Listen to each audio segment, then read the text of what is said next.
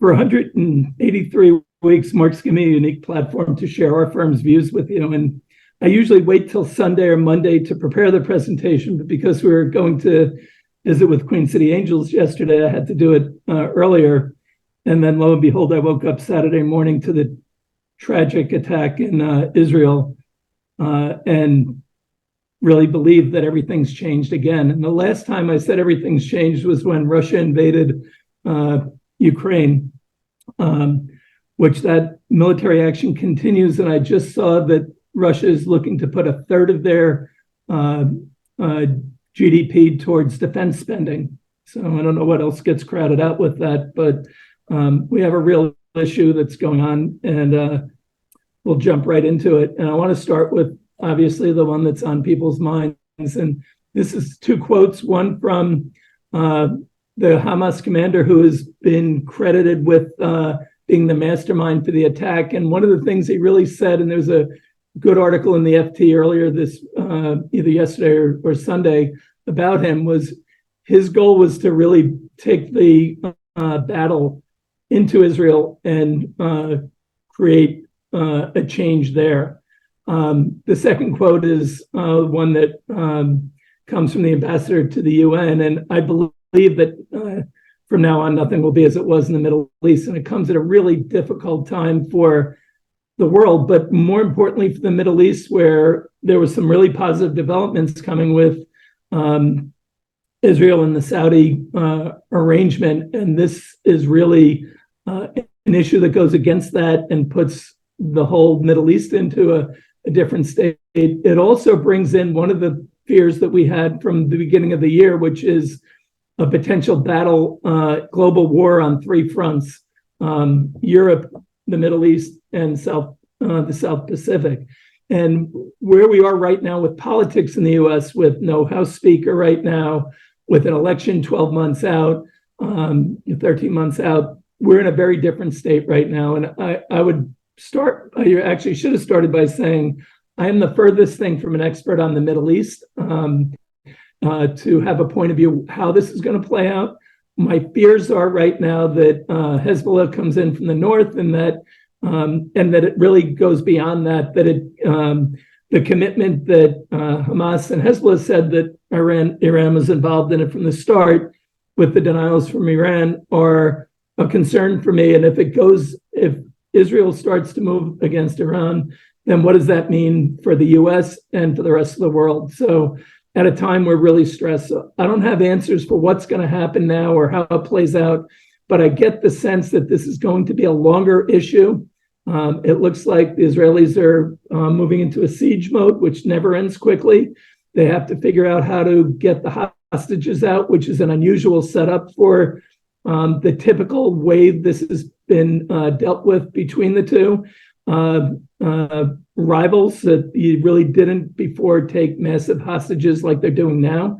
And it didn't really go into civilians, elderly, women, and children either, unless they were military combatants. So I think this is a very different setup with a lot more fragility. And I think the market's expecting, based on their reaction, that this will be short-lived like we've seen in the past. And I'm not sure that's the case.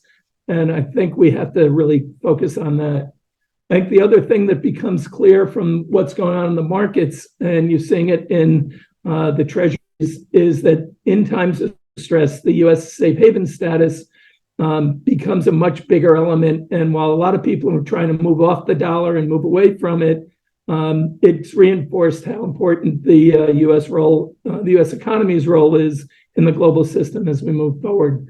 So I think we'll touch on what's going on here more as we go throughout the presentation, but I think the other things we're going to talk about all relate back to what's going on with the global conflict. So let's move forward. So I was going to start talking about the week that was, and starting with McCarthy getting fired. And for those who were on the call last week, I was asked the question about what I thought was going to happen with McCarthy. And I think I said he's like a cat with 9 lives after his 15 votes to get the speaker's job. And then he's fired a couple hours after. So always great to have these things recorded and then posted when you make a statement like that. Although it's interesting, today there was talk that McCarthy may be trying to come back into the fold. and become speaker again because of the challenges with Scalise from his health and Jordan from other issues that are concerns about him. So we have a problem in Congress right now, in the House, at a very critical time not to have a leader there. We have about a month before we have another debt ceiling fight. So that's a real issue that and a vulnerability. And I think the political dysfunction is fostering some of the issues that we're seeing in the rest of the world. And it's something we have to really keep an eye on. Conversely, we had then the jolts in U.S. employment reports, which are actually quite strong. And speaking to the ongoing strength of the U.S. economy on a relative basis, you then saw a yield surge because of the strength of the economy. Mortgage rates are at levels that are historically normal, but troubling if you double in 12 months what mortgage rates in the U.S. are. And then you have this Hamas attack, which already worsens what's going on around the world and highlights the vulnerabilities of the global system right now. And even with all this going on, the markets moves over the last bit of time are really the adjustment that has been gradual to where rates are and where rates have moved up to more normal levels. So we're releasing our new outlook later this week, early next week, and it's going to say the transition to the next normal. You know, we've moved from the new normal that PIMCO coined coming out of the great financial crisis. I think the next normal will be something that looks like more traditional levels of interest rates over a very different global economy and a very different U.S. economy. A lot of that being driven by the challenges that the world has experienced over the last 15 years, and then the shifts of policies by governments to much more nationalistic policies, whether it's the U.S. industrial policies, whether it's has always been more of a nationalist approach, but the rest of the world in Europe now is trying to figure out how do they compete on an industrial policy basis to make themselves more competitive. So I think there's a lot of cross currents going on that you're seeing. And I would add to that, as you heard from several Fed speakers the last couple of days, the tightening that's going on in the system goes beyond where the level of interest rates are. It gets into some of the things that I'll show you shortly. So let's keep moving. I want to touch on the House for a minute and talk about some of the turmoil that's created and what it means, I think, for the U.S. in the near term. The odds of a bad fight and a prolonged shutdown are clearly on the rise. We've skated for 30 days or so, but we still have to have the fight. Funding for the Ukraine was called into question. That's likely going to continue, but now we have further demands where we have to support Israel with armaments as well. So, and we need to move ships there, and that creates vulnerabilities for areas we're trying to protect. The U.S. is not in a position to fight a three-front war right now, or it will be at any time. And I think that's going to push Europe to really focus and other allies to focus on the fact that they really need to step up their defense spending, particularly when, as I said, Russia is moving to increase their spend and China continues to work on not only their economic issues, but the national security issues as well. I think the questions on energy permitting and the trade-offs that go with that are in question now. Ironically, we're owners of Pioneer, which was rumored to be a takeover candidate for Exxon. It was rumored to be announced yesterday. And I think that deal was delayed, or an announcement was put off by the attack on Israel. So I think what's going on in the energy space is now going to be questionable. Taxes are another big issue, the roll-off of the Trump taxes that's coming versus the child tax credit. So what the Republicans want is a continuation of the Trump, not sunsetting of the Trump provisions, and the Democrats want the child tax credit to come back in. Both of those would work against the deficit issues, so we're continuing to do that. Safe banking is likely a challenge given either Scalise or Jordan as the next speaker are not favorable on it. So that's another issue, although it seems minor compared to the real world issues that we're facing, whether we get safe banking for cannabis or not. I think the bigger issue is how much gets done before we go into another election, and what the look on the rest of the world is, and how our adversaries view the turmoil in the U.S. Politics to go against what they're doing and how they're going to play that out.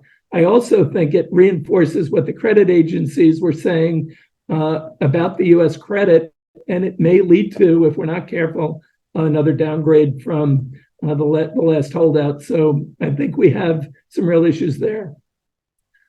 But the positive is we are in a very strong economy, and it's really historically strong when you think about where we are from JOLTS, rising back up to 9.6 million from 8.8, a month and a half ago. Or when you look at the strong employment report of 330,000 new jobs when the street was calling for under 200. This chart shows you the number of unemployed persons per job opening. And as you can see, going back to 08, we're at really historically low levels. So there aren't that many unemployed versus the job openings right now. I think the JOLTS number is a little misleading because I think companies tend to, in the fourth quarter, not cancel jobs that are open because of budget issues. And then when they get to the end of the year, they decide if they're going to eliminate those jobs or not. But I think that's an issue you have to keep an eye on. We are seeing yields surging in the developed nations, really moving back to where we've been on a more historic levels. But now you're seeing a slight pullback with the news over the last day or two. So I think we have to keep an eye on this as we see this shift up. Yields in the U.S., particularly on the long end, have moved up, flattening out the yield curve. I don't expect the odds of a rate increase seem to be narrowing given the global issues and what some of the folks have said in the last day or two. But there is other tightening going on, and we have to keep in mind we're reducing the Fed's balance sheet by $95 billion a month. And that could be eased up if they wanted to ease without raising interest rates again. So this is something we have to keep an eye on. I mentioned mortgages are now at the highest they've been since November of 2000, but look at the mortgage applications below. That's the lowest since 1995, which speaks to the affordability issues. So that's something to keep an eye on because there is puts and takes in the economy right now. And this is a chart I've shown, but has been updated recently by my friends at Piper Sandler, Nancy Lazar and team. And as you can see, this is what happens typically when the Fed tightens, crises pop up. And I look to what's gone on in areas of challenge right now. We saw the crypto crisis. We have commercial real estate still as an ongoing issue. You've seen Silicon Valley Bank and Credit Suisse and others. And now there's still continued concerns about regional banks and smaller banks dealing with this move up in rates that we've had recently and their balance sheets and how that looks. So still problems in the system that we have to keep an eye on. The other issue is globally, debt is after being elevated with the pandemic and then the war coming back down, and now it's starting to creep up again on a debt to GDP ratio. That's something that we have to keep an eye on because that crowds out other spends when we have massive needs on governments. Right now, we have far greater needs on governments than they can afford for their populations, which leads to more social unrest, which leads to more of the problems that we've seen around the world. So big concern there. I think the other issue that we've talked about a lot is the have and have-nots on three levels: on a country level, on a company level, and on a societal level with income inequality. One of the things that's happening is that debt burdens are growing. And when you see the debts that are out there, it's starting to weaken even some of the bluest chip companies because the shift from 0 interest rates to 5%, they should have prepared for, but they weren't ready for it. And you can see some of the numbers coming down. And I guess the one big one that's troubling to me is free cash flow to debt is an area we're very focused on, free cash flow at ARS. And these moves can be crippling to some of these companies. And that's why you're starting to see highly indebted companies really not performing very well. And the shift away from the haves and have-nots continues. And I think we have to really be mindful of, we have a very bifurcated market inside the stock market. You can see that every day with some of the price moves. There are other positives, though. I talked about the industrial policies of the US and China and the lack of one for Europe, for example. And this just shows you the surge we've had in construction spending for our manufacturing sector, just following the introduction of the policies by the Biden administration, whether it's the CHIPS Act or the Infrastructure Act or the National Defense Authorization Act. We're bringing manufacturing back, we're bringing jobs back, and we're bringing capital back to the U.S., which strengthens our economy and weakens others at a time our currency is strong and other currencies are weakening. So positive for the U.S., negative for the rest of the world, and we do manufacture the rest of the world.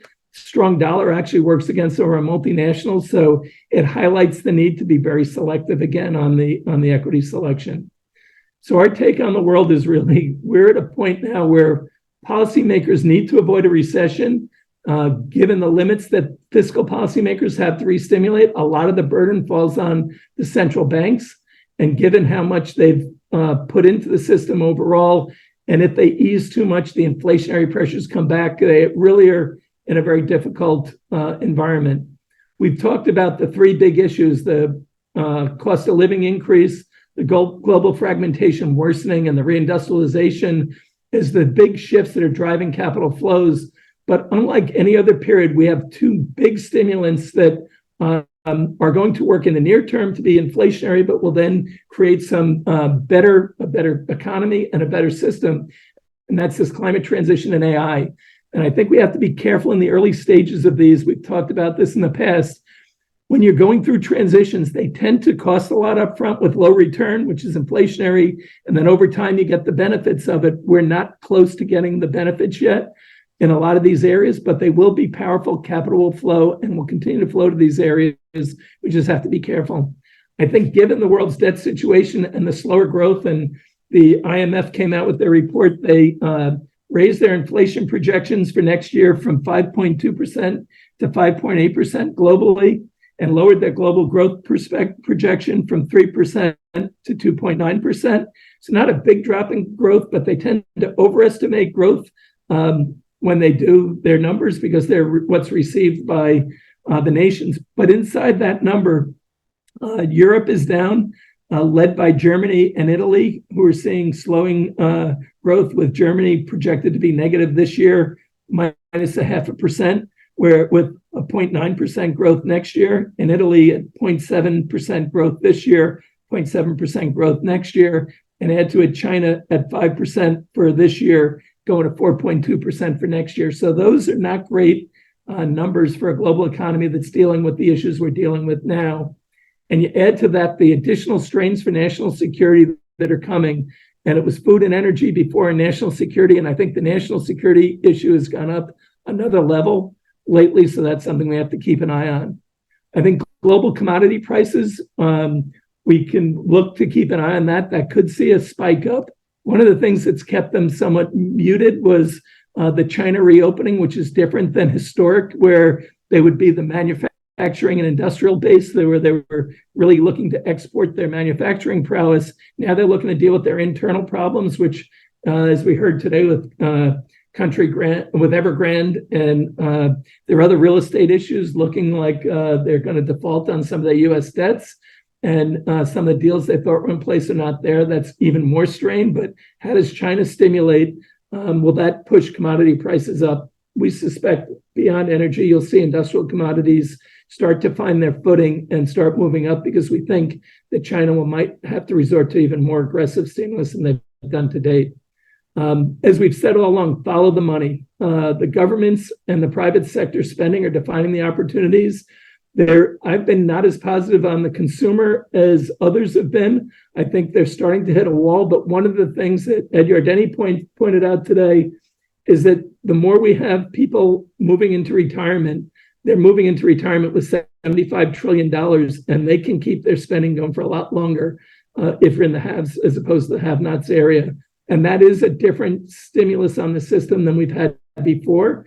So while there are real issues for the lower income people, as we talked about last week, this move to retirement, they may slow their spending, but we are spenders in the U.S.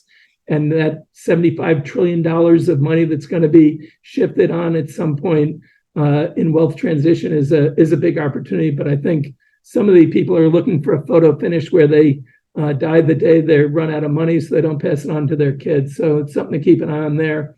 On a more serious note, I think one of the big, real potential positives or negative for the economy will be how if President Xi and Biden meet, There's more talk about that. The strains on the system will almost demand that they do have a meeting. I guess the big issue is what's the tone of that meeting as they move forward. So we see a lot of challenges abound. Where in past cycles, fiscal and monetary policy in the US and other places could work together, the recent events in Washington, D.C. highlight that monetary policy is on its own now.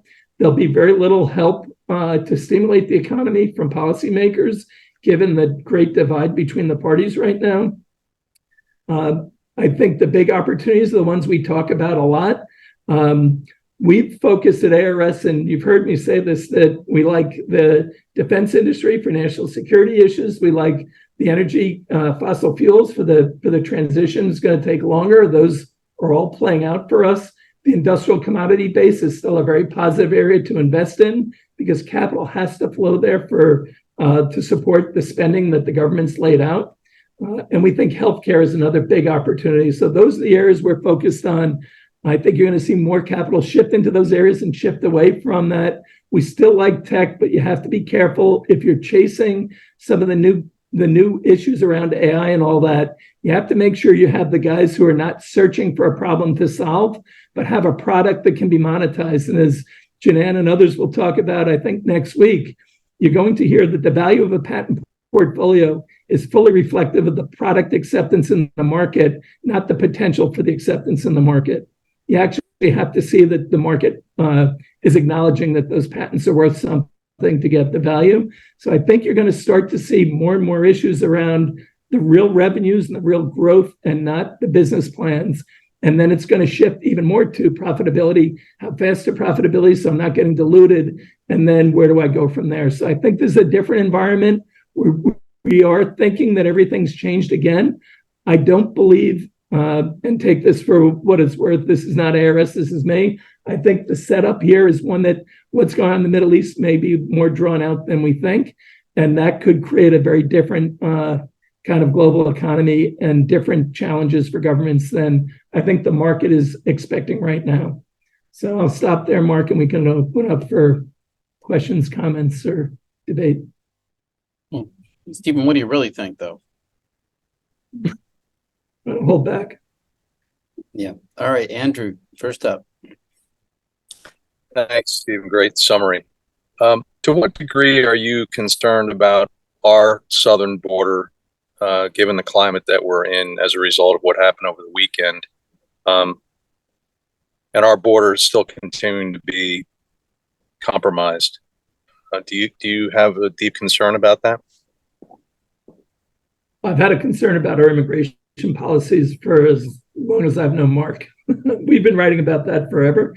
And the policy of, the whole concept of our borders it's silly to me. The way we're dealing with immigration and the border issue is crazy. We're one of the few countries that has the free access on the borders where we actually think we're doing people a favor by doing this. And I don't think we really are. And I think that getting the immigration policy right will be a much bigger issue in the next election. I think it's going to be a big blowback for the Democrats, but I think the Republicans tend to overplay their hand on that. And they haven't really put forth the right policy. They both put forth what they don't like. They don't put forth what the right policy is. So I think that now the Biden administration realizes that the closing the border is probably something we have to get under control, where they're talking about completing the wall, but I don't think that's really the issue. I think the issue is how do we get the people into the country that can fill the jobs and fill the needs that we have to get the country growing so that we can support the needs of the economy and fill the jobs that we need to fill. So I think the debate's all wrong. I think we are taking a social issue, which is real. And don't get me wrong, I don't want to see anyone. I believe that there's what we saw this weekend and what we've seen around the world for the last several years is the growing frustrations of population with their governments not delivering for them, whether it's the people coming here to the U.S. or people in the U.S. who are fighting it. And I think immigration is now you're going to see that kick up even more in Europe. And you're starting to see that become a big political issue there. I think there's a right way to do it. We're not doing it the right way. And I think it's going to become a paramount issue again in the election. But it seems to be the bigger the other problems are, it becomes a backseat issue to the real first world security issues that we're facing around the world. So we can't solve it all. And I think that's the problem we have. We've tried to solve everything at once. Immigration seems to me to be a much easier fix. I guess it was to be more pointed. It's about, we just don't know who's coming over that border in this climate. Terrorists could be coming in, planning something here. Oh, I do. I 100% agree. And I think the world. Done it. They have done it and they're doing it. Yeah. There's and I think all across. I'm sure of it. And I think what happened to Israel this weekend, them being caught by surprise, which has always been viewed as the most secure area in the world, or one of the most secure areas, is a wake-up call to every nation what they got to do to protect themselves. And that'll go the other way. I think that'll tilt the pendulum the other way too far, where we get too restrictive on bringing people in as well. We never get the right touch on it because, quite frankly, we're electing people that want to have divisive issues, not trying to solve problems. Let's keep it moving. Adam? Yes, Stephen. My question is, it's probably very early to get a gauge on this, but do you expect a change in flight to safety capital coming to the U.S. given the Middle East situation? Thoughts on that? I thought it was coming before, and I think this will accelerate it. This will accelerate it. Yeah, just look at the treasury yield. Yeah. When you say it just keeps coming? Yeah. Yeah, it's more of the same, only will accelerate when in times of stress it ramps up even more. And when I think of you, Adam, I think of Ukraine, and I think of the lack of funding, the Europe looking to the US. The last I heard is that Biden might combine Israel support with Ukraine support. That's what I've heard from my contacts in Washington as well. Okay. Joe Milam.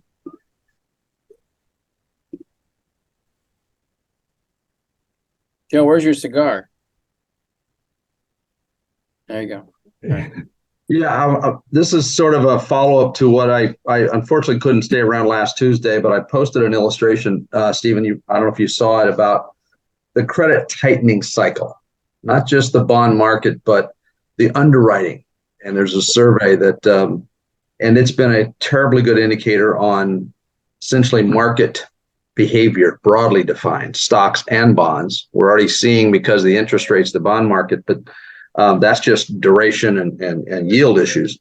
But ultimately, this credit crunch as triggered by the underwriting standards of those that lend the money at a time when we have a boatload of money trying to get refinanced, and what the implications are with bankruptcies and again, lack of liquidity on the credit side. Do you have any thoughts on that? I don't know if you remember the illustration and I do. The implications on the broader markets. I think your thesis is spot on, but from a timing of capital, there's the volatility that the guy that produced that has been impeccable. He has been the guy that I've debated. I thought the markets were going to have far more vulnerability. He said, Joe, it's not in the credit markets. And he's been right every time. And Joe, check out the chat too from Paul Mangione. But Stephen? I think the issues on the credit tightening is part of the overall tightening that's going on. I think there's multiple levels of tightening in the system. Everyone focuses on yields, on the treasury yield and what the Fed's doing, but the balance sheet reduction is a massive tightening on the system. You have then to add to it the bank lending. So a lot of the work is being done for the Fed by the market forces of tightening the system up. And the comments from the Fed speakers yesterday were around tightening of conditions rather than the level of interest rates. Mm-hmm. And I think that's really one of the issues that's at play here. So a lot of people will, and this is, Joe, one of the interesting cross currents, right? Because if you get rates peaking, then you can start to get the floor in multiples, and then it becomes an earnings-driven market again. And then you get back to real fundamentals, right?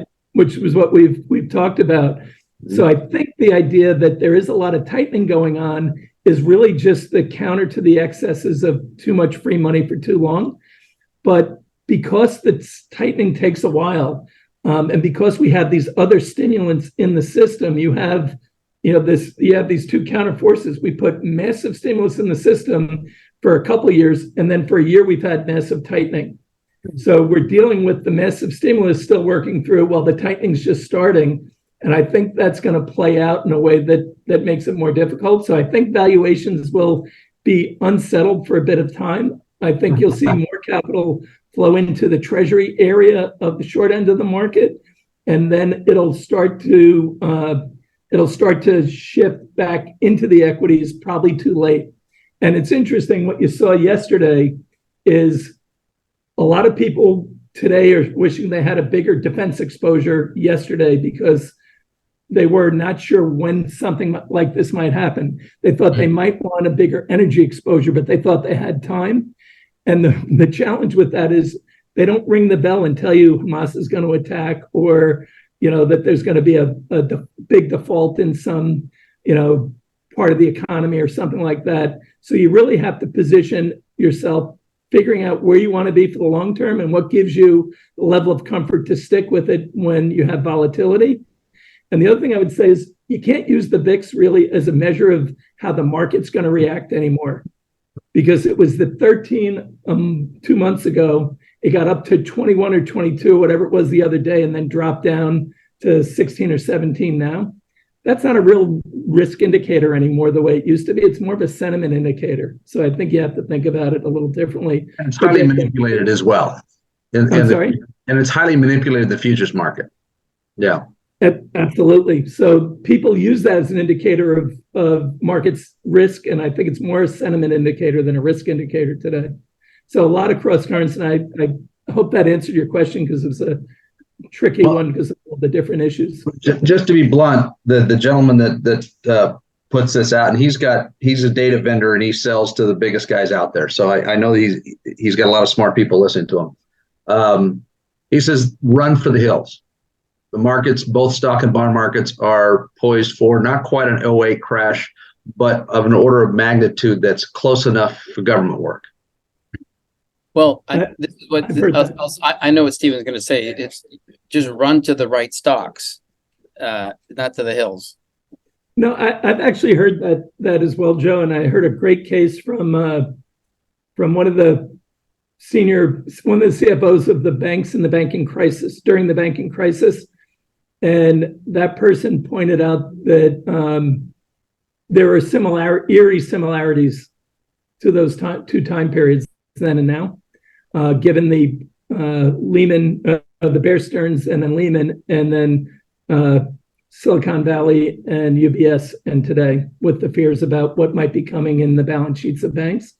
So there is cases, you can make the case for that pretty well. I think the counter to that really is the amount of stimulus that's in the system, and how there is some strength in the balance sheets that have improved for a lot of people. But I think there are a number of people that are going to be caught completely unaware, and I think you'll see bankruptcies rise. At the same time, you're going to see more startups coming. So you'll have a lot of puts and takes. So I think it's a challenging time. I wouldn't be going all in right now. That's not the message I'm trying to deliver. I think you want to be, but I don't think you want to run either. I think it might be, I think you really have to look at the portfolio and say, will I be comfortable with this in 2 years or not? Or am I in a trade that might not have the earnings? Because I think it's really going to be an earnings market that you really want to focus on. And you can make the case for multinationals having some weaker earnings in the near term. You can make the case for a lot of highly indebted companies being places you want to run away from. But the government's already, in those numbers where the government's telling you to put money, people are putting money to it. We're seeing it in Ohio where Mark and I are now. And there's real economic activity going on that's a counter to that as well. So yeah, you just have to be balanced. My case is I just keep pounding the table because all those do point to the entrepreneurial asset class. Yep. Because they're not leveraged. They're not. It has its own risk that can be managed, as you've all heard me talk about. But I agree with you. The asset that's, I think, the most compelling and absolute and relative risk-adjusted returns is going to be the early stage asset class. So anyway. We're with you there. Janan? Yeah, thanks, Joe. Great transition into talking about that, because a lot of these early stage entrepreneurs also have IP assets that aren't realized yet. And to Stephen's comment, maybe the value of the IP, it is not yet realized in the market. That's opportunity for slightly larger entities to get great partnerships, licenses, and really good value out of these early stage assets. And we're seeing that growth still in the debt markets against assets. I had a client who raised almost $3 million in 4 hours on debt financing backed by IP this past week. And they're in the communication sector, infrastructure related. So we'll be doing a super deep dive into a lot of this like IP asset valuation, data valuation, and market impact next week at Eclipse. But always happy to weigh in on that. We're seeing it across the sectors, Stephen, not only the infrastructure, but the healthcare diagnostics. Mark, you mentioned AI applied in healthcare diagnostics and healthcare data. We're going to do some deep diving into that next Monday, but happy to share a debrief for those who cannot attend. But I am in agreement with Stephen that the value of IP is related to market traction, how they commercialize it. And a lot of times, if the company is sort of early stage, as Joe's implementing, the IP assets have more value than the operations. Yep. And it's more value to the larger entity to step into their shoes. So M&A opportunity right now, good deals across markets. Thanks. Balance sheets matter. Balance sheets matter. Yep.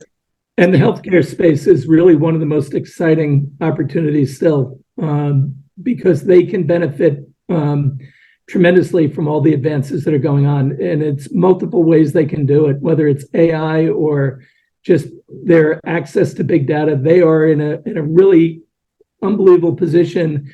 And for the US, if we get that right, that's 16% of GDP right now, $4 trillion or so is what we spend on healthcare, doubled what the rest of the world's doing.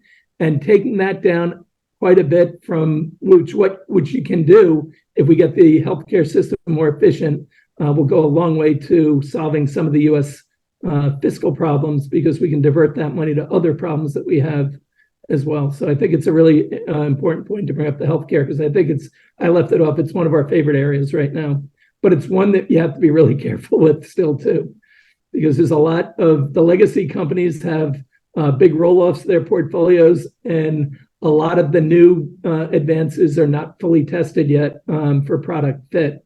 So you have to really do your work on it.